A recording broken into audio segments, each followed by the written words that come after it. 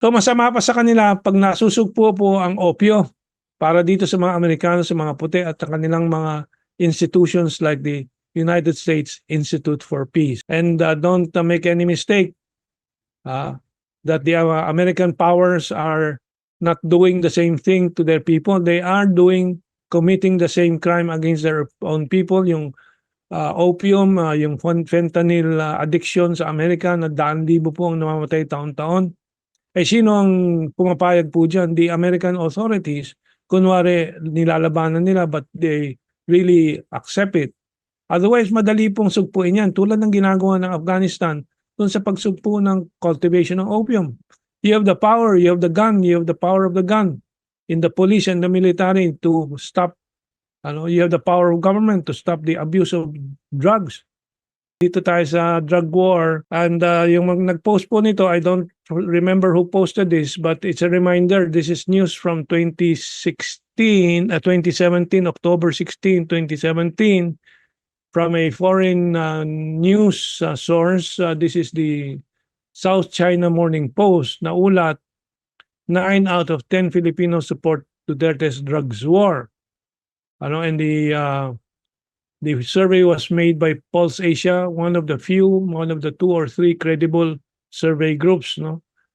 And so, tanong po nung nag-post nito, paano nila sisiraan si Duterte? Talagang suportado ng sambayanan ang drugs war ni Presidente Duterte. So, let's just keep this in mind as we discuss the details now of the hearings in the Senate and the Congress.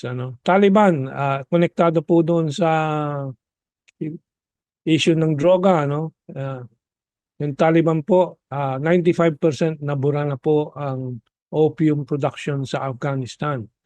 Now, bakit natin pag-uusapan ito? Number one, of course, yung Afghan refugees. We don't know what the Americans are planning for these people coming to the Philippines. Number two, yan ay patunay po na ang Amerika po pa rin ang nasa likod ng drug trade sa buong mundo dahil lagana po ang opium production nung 20 taon ng control ng Amerika po sa Afghanistan. 20 taon.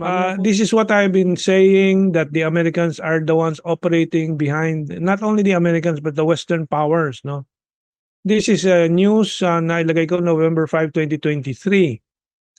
Afghan opium poppy cultivation plunges by 95% under the Taliban. This is from the report of the United Nations. The restriction on poppy cultivation has decimated a key trade for hundreds of thousands of farmers and laborers.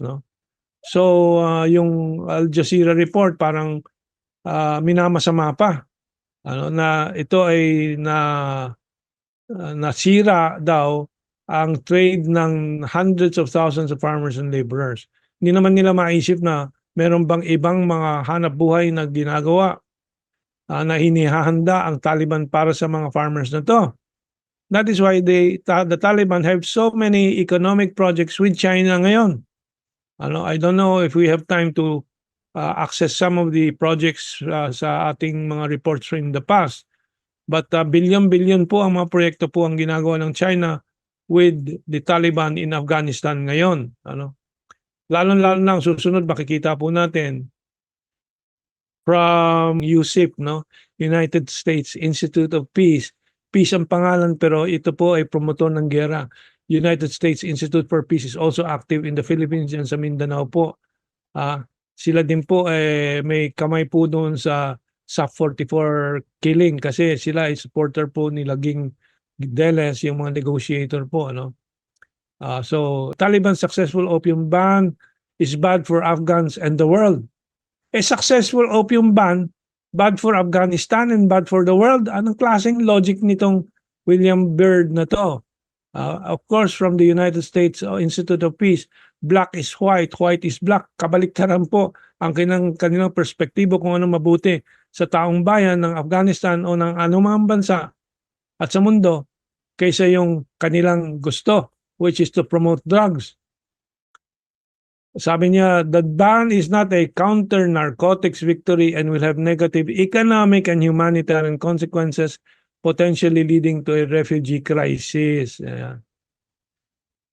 So masama pa sa kanila pag nasusugpo po ang opyo para dito sa mga Amerikano, sa mga puti at sa kanilang mga institutions like the United States Institute for Peace. And don't make any mistake that the American powers are not doing the same thing to their people. They are committing the same crime against their own people. Yung opium, yung fentanyl addiction sa Amerika na daan-libo po ang namamatay taon-taon.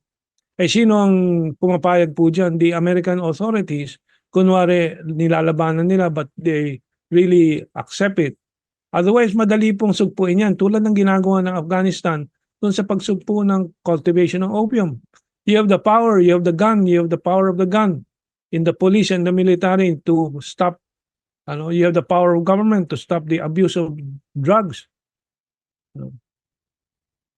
So yan ang hidden agenda po ng mga Amerikano sa mundo. They are the real promoters of the drug trade and drug addiction.